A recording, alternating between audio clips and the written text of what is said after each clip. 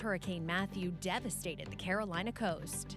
The rainfall amounts were over a foot in many areas, reaching 15.57 at Mullins.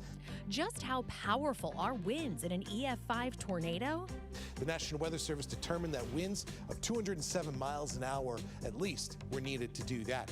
The fall season is lasting longer, and that's not good news. But 181 locations have seen that crucial cold period shrink since 1980. And what you can do now to get your home ready for the winter season ahead. From our nation's capital, this is the National Weather Desk. Well, good morning and welcome to the National Weather Desk. I'm meteorologist Eileen Whalen. Well, Tropical Storm Jerry continues to turn near the Leeward Islands as a second disturbance could form in the Atlantic in the coming days. Meteorologist Lauren Oleski is tracking the tropics for us this morning. Monitoring still Tropical Storm Jerry, and then we've got two other waves, neither of which I'm concerned with. Development chances here actually go down to 0. We'll get that fixed in the next update. And then we've got this other wave way out on the Atlantic. This is going to the east. This isn't impacting us. And then here's Jerry. Right now it's a tropical storm. Winds are currently at 65 miles per hour.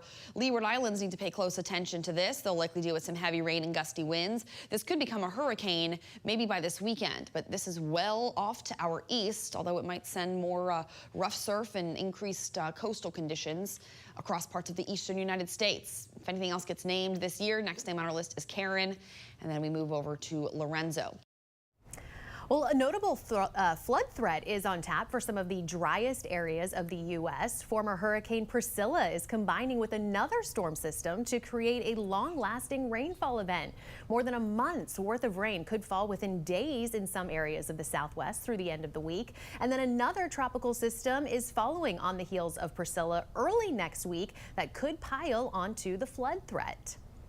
Now, it was 9 years ago yesterday that Hurricane Matthew ravaged the Carolina coast, causing devastating flooding inland and significant wind damage along the coast. Meteorologist Rich Van Olin looks back at one of the strongest storms to ever hit the Carolinas. Now, it started way down, out towards the Lesser Antilles here, and it looks like it was tracking towards the west and maybe going towards the Yucatan, but it took that right turn, and that definitely caused things to change a bit as it came between Hispaniola and Cuba and then made that beeline right towards the Carolinas, and that, of course, caused all the issues here right along the coast here, and that was pretty bad. Again, the visible satellite was very impressive. See the eye of the storm there as it came right up the coast, right through the Carolinas, and, of course, caused the wind, and the inland flooding was a big deal with this. Now, you got a track right there. It was a Category 1 as it made landfall in McClellanville, 10:45 in the morning on October 8th. 2016. The rainfall amounts were over a foot in many areas, reaching 15.57 at Mullins, causing that extreme inland flooding. And some of the record river levels were established, too. 2 years later, Florence came in and actually eclipsed those levels. So we had 2 bad years here in terms of hurricanes across the Carolina coast. Top winds were above hurricane force at the coast, a little less inland, but still bad everywhere. And from Nichols to south of the border, the inland flooding was just absolutely crazy. And the storm surge and the storm winds, again, brought down the piers, Spring Bay Pier and Surfside Pier.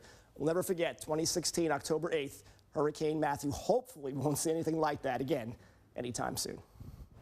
Well, tomorrow on the National Weather Desk, we'll have a look back at Hurricane Milton 1 year later. The storm hit the west coast of Florida as a powerful Category 3 hurricane, which then spawned a deadly tornado outbreak that traveled up the Treasure Coast. Milton tied the record for the most intense Atlantic hurricane ever recorded over the Gulf of America. Well, this week we have been telling you about a June tornado that the National Weather Service now says was an EF5.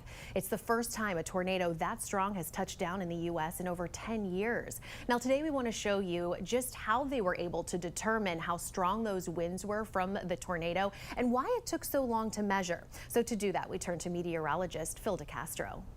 The primary analysis that took so long was figuring out what kind of winds were needed to do this to these train cars that were in the tornado's path. These are tanker cars as well as grain cars that were pulled off the tracks and either thrown or tipped over on their sides. You see this tanker car that's way out here and on its own in the field? While it was empty when the tornado struck, that tanker car still weighed more than 77,000 pounds. That is about the same as 15 full-size pickups. The tornado lifted that car and dropped it about 450 feet away. That is about 1.5 football fields. The National Weather Service determined that winds of 207 miles an hour at least were needed to do that. But even stronger winds were needed to do this. This is a top-down view of fully loaded grain cars that are tipped on their sides. You know how much they weigh when they're fully loaded? About 294,000 pounds. That's 59 full-size pickups each. And the National Weather Service determined that winds of at least 238 miles per hour would be needed in order to tip those over. Now, both wind speed estimates clear the 200 mile per hour threshold for an EF5 rating. Well, mid-October is approaching, which means the growing season will soon come to an end. The growing season is considered over when temperatures start to drop to or below the 32-degree mark. Now, one of the first places that happens is in Maine, and meteorologist Ryan Munn is there to see how this year's season went. The growing season has been getting longer and longer. Let's first start across the North and Presque Isle. You can see that since 1970, the consecutive freeze-free days have increased by 13. Down in Portland, it's increased by 16 days. We averaged around 154 days in 1970, and now we average about 170. Across the north, the growing season has already come to an end, but Friday morning, a widespread freeze is likely even close to the coast. This should end the growing season for just about everybody. Now let's talk about something known as growing degree days. You take the average daily temperature, say the low is 60 and the high was 80, and the average temperature for that day would be 70. Next, you subtract 70 from a base of 50 degrees, which means that day had 20 growing degree days. You continue to accumulate these degrees throughout the entire growing season, and this year so far we've seen 2,435.5 growing degrees. And according to the latest trends, we are on par with where we've been in recent years. Growing degree days are typically used to help predict developmental stages of crops and insects, as well as historical comparisons. Well, it's not just in Maine that the growing season is lasting longer, and that's because across the United States, autumn is lasting longer, and it's not necessarily good news. Meteorologist Emily Gracie has a look at the repercussions of a delayed first freeze. New research from Climate Central shows the first freeze of the season is arriving significantly later than it did 50 years ago. The analysis looked at 204 cities nationwide and found in 88% of them, the first hard freeze now comes about 12 days later than it did in the early 1970s. Over the last 50 years in Washington, D.C., the first freeze date has been bumped back by 9 days, moving from mid-November to later in the month. Some cities have seen even more dramatic shifts. In Portland, Maine, the first freeze arrives 15 days later than it did in 1970, and in Reno, Nevada, it shifted by more than a month. The delays are creating ripple effects. Extended warm weather means ragweed keeps releasing pollen well into October, worsening fall allergies. Mosquitoes and other disease-carrying insects survive longer, and the fall colors that draw tourists to places like New England may be less vibrant since those brilliant reds and oranges depend on cool nights, which are getting warmer. For farmers, the timing is critical. Fruit and nut trees need a certain amount of fall chill to produce quality crops the next season. But 181 locations have seen that crucial cold period shrink since 1980, threatening a nearly $27 billion industry. As carbon dioxide continues to warm the atmosphere, the changes go far beyond a few extra days in shorts. They're reshaping agriculture, public health, and ecosystems in ways that touch nearly every aspect of our lives. For the National Weather Desk, I'm meteorologist Emily Gracie. And for all the latest weather news and video, be sure to follow us on social media. We also post content from our team of meteorologists all across the country, and you can find us on all your favorite social media platforms. Just search the National Weather Desk, or you can scan that QR code on the bottom left corner of your screen. Coming up here on the National Weather Desk, we'll show you what's behind the destruction of sea turtle nests along the Florida coast. Plus, things you can do now to get your home ready for the winter months ahead.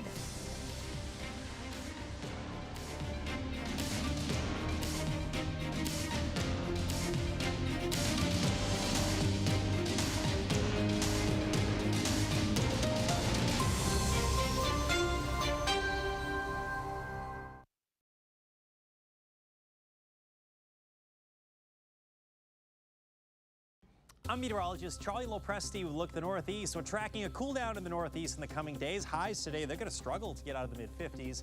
Factor in a stiff northwest wind, it's going to feel a little cooler. We're starting the day with temps in the 40s. There are those afternoon temperatures. This is 1 o'clock in the afternoon. Notice the lack of clouds. It's going to be a beautiful sunny day, but it's a little bit windy. Again, we'll get that northwest wind gusting over 20 miles per hour. A widespread frost and or freeze is likely early on Friday. By afternoon, we're back near 60. I'm Chief Meteorologist Gerard Jabali. Here's a look at the Mid-Atlantic region. Dry and lots of sunshine going through your Thursday, but it will be a lot cooler. Not any rainfall to come your way until we get closer towards the end of this upcoming weekend, but just a few clouds may be rolling in on Friday. Now, temperatures will be again on the much cooler side. We'll be in the mid-60s for your Thursday afternoon, perhaps the 50s as if for the mountainous regions. Getting into Friday, just a few degrees cooler, or I should say warmer actually, in the mid-60s. I'm meteorologist Charlotte Carl. A comfortable day for most of us in the southeast. Upper 70s, upper 60s, even in the mountains for our friends north of I-20. However, if you are south of I-20 and even worse, south of I-10, you are going to be closer to the middle and upper 80s. So still feeling like summertime. That cold front hasn't made it quite through the rest of the area. Normal sea breeze, shower and storm activity for most of us Thursday afternoon, whereas the rest of the area north of I-20 much drier.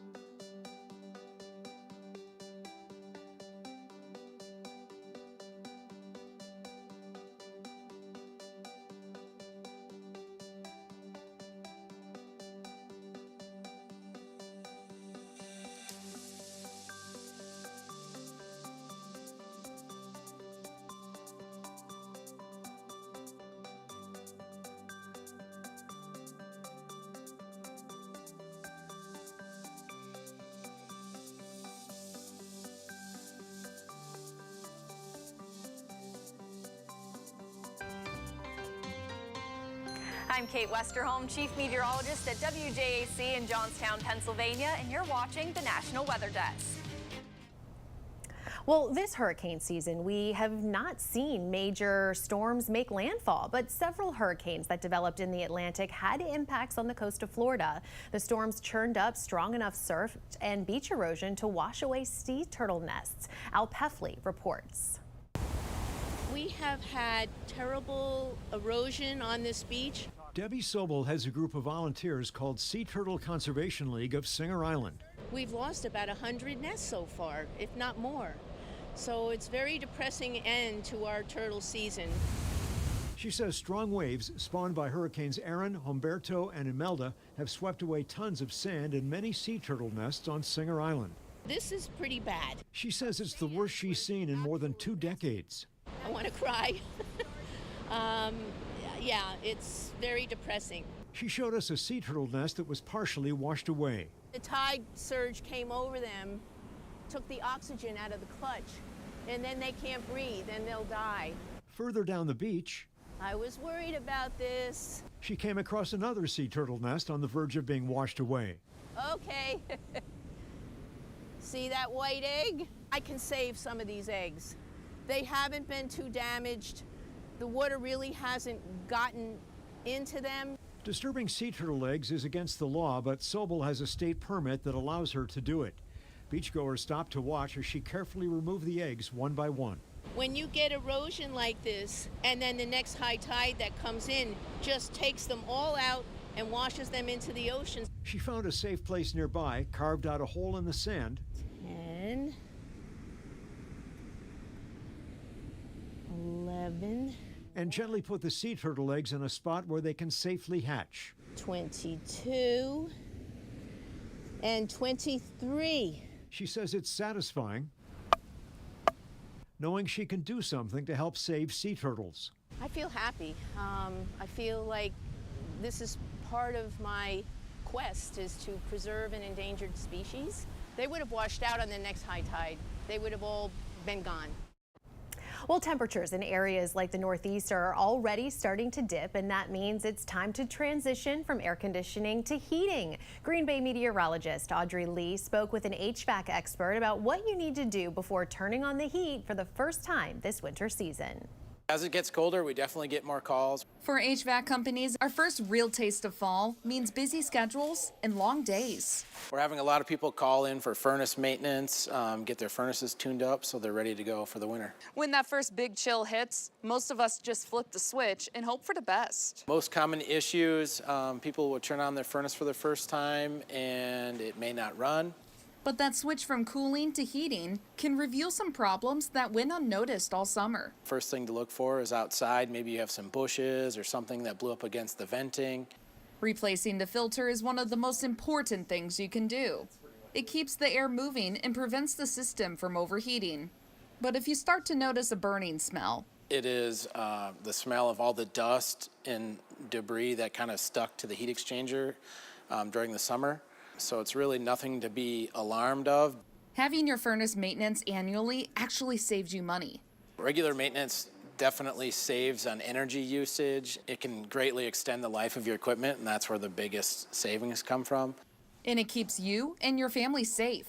A poorly maintained furnace can leak carbon monoxide, a colorless, odorless gas that can be deadly if it builds up indoors.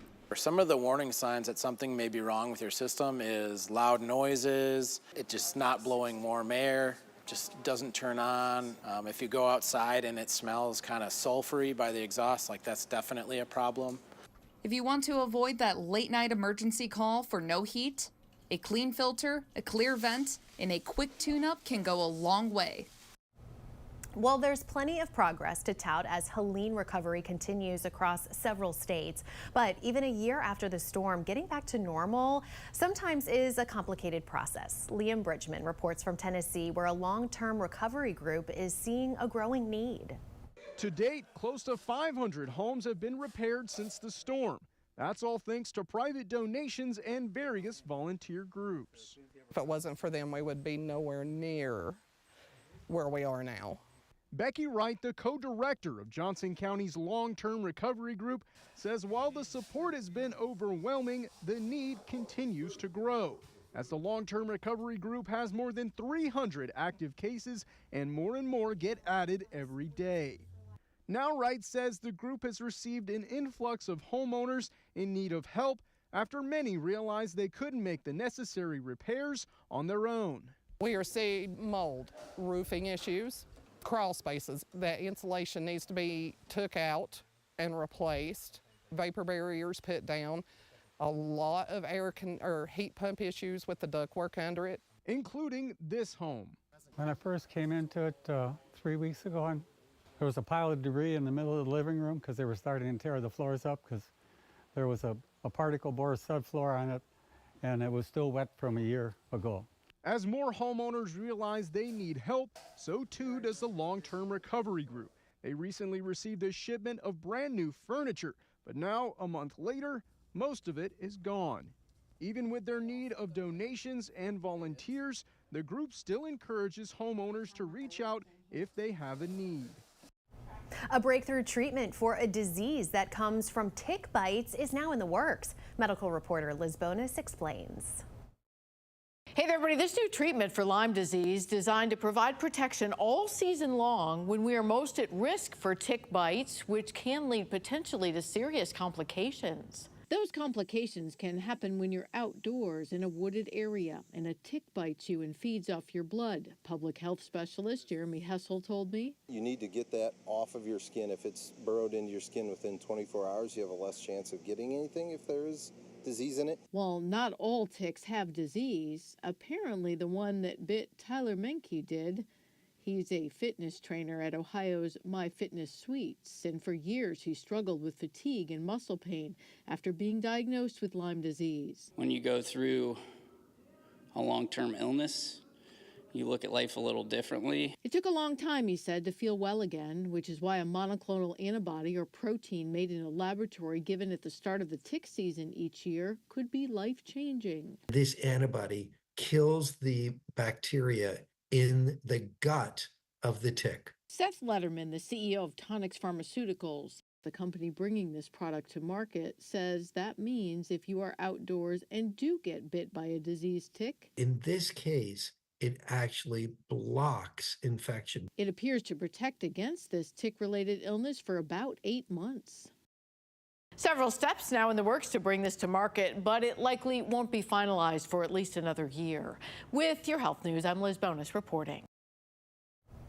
Time now for a short break, but first we take to the skies over Cherry Grove, North Carolina.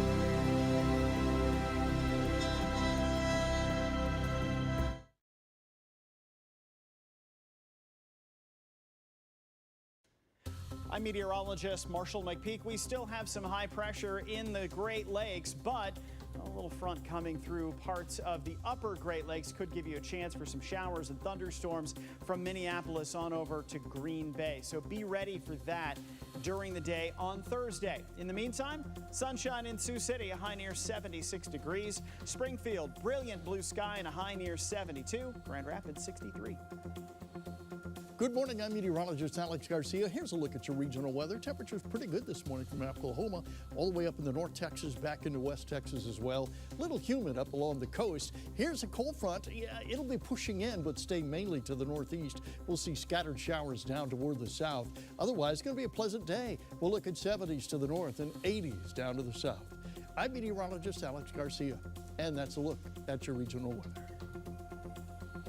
Hey, good Thursday morning, everybody. I'm meteorologist Stella Sun. We've got an area of low pressure that will continue to push its way in towards the Pacific Northwest. Meanwhile, we're monitoring tropical moisture for Tropical Storm Priscilla. That's going to continue to surge moisture up towards the desert Southwest with daytime highs later today climbing to 93 in Phoenix, 83 for the Vegas area. Similar temperatures in Denver with the 70s from LA through San Diego and only climbing to 60 in Seattle. That's the scene from here.